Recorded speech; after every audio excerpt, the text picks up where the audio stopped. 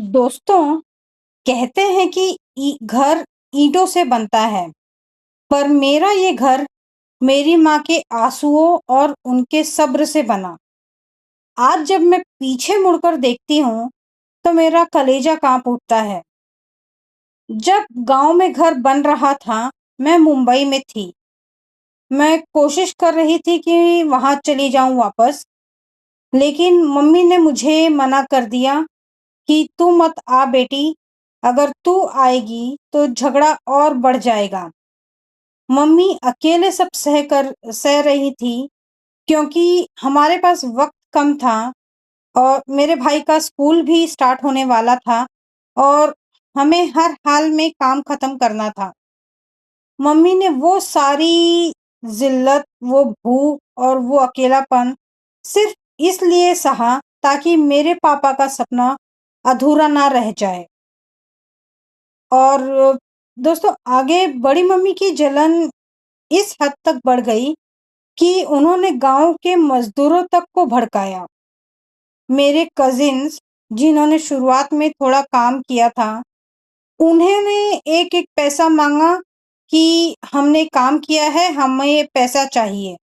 उन्होंने एक एक पैसे का हिसाब लिया और फिर पूरे गांव में घूम घूम कर लोगों से कहा कि अरे इनके यहाँ काम मत करना, ये मजदूरी नहीं देते हैं।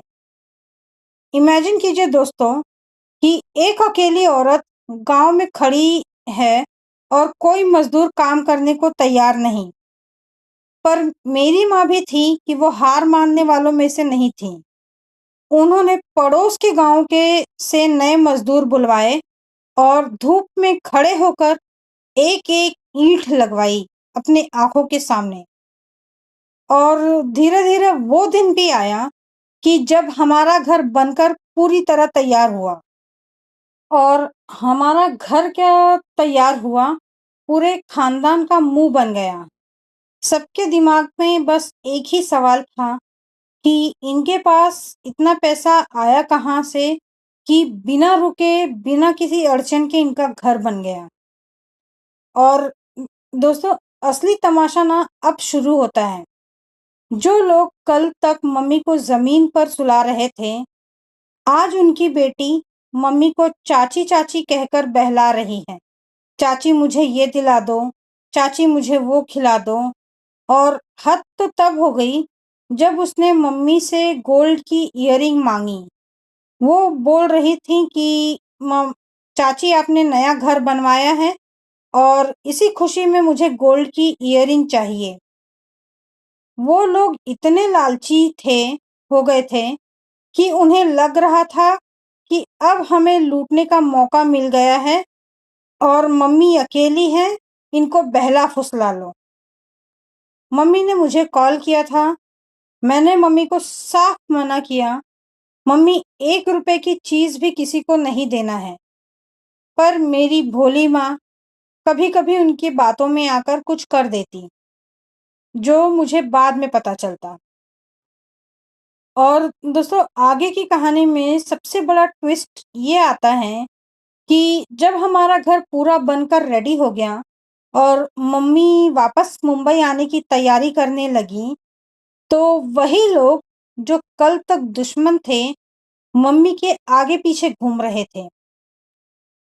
किस लिए, वो मैं बताती हूँ आपको। उन्होंने कहा कि चाची घर बंद रहेगा तो खराब हो जाएगा, हम साफ सफाई करेंगे, देखभाल करेंगे, आप घर की चाबी हमें दे दो। पर दोस्तों, असली राज ये नहीं था कि उन्हें साफ सफाई के लिए चाबी चाहिए थी। असली बात ये थी कि उनकी फैमिली बहुत बड़ी थी और उनका घर सिर्फ 2 कमरों का था। उन्हें रहने के लिए जगह चाहिए थी और उनकी नज़र हमारे नए सुंदर घर पर थी। वो हमारे घर पर कब्जा करना चाहते थे। मम्मी ने मुझे कॉल किया और ये सब बताया। मैंने कहा, वो लोग ऐसे सोच भी कैसे सकते हैं, उन्हें बिल्कुल चाबी मत देना। घर बंद रहे या कुछ भी हो, पर चाबी उनके हाथ में कभी नहीं जाएगी। उसके बाद गाँव में क्या हंगामा हुआ? क्या मम्मी वापस आ पाई? और क्या उन्होंने चाबी दिया उन्हें? और आगे क्या हुआ? ये सब मैं आपको बताऊँगी अगले व्लॉग में। और दोस्तों, अगर आप यहाँ तक आए हैं, तो मेरी और मेरी माँ के संघर्ष के लिए एक लाइक तो बनता है। मेरे channel the unwritten story of a daughter को सब्सक्राइब कीजिए और बेल आइकन दबा दीजिए, क्योंकि अगला पार्ट देखकर आपके होश उड़ जाएंगे। Keep supporting, keep dreaming. See you in the next blog. Thank you.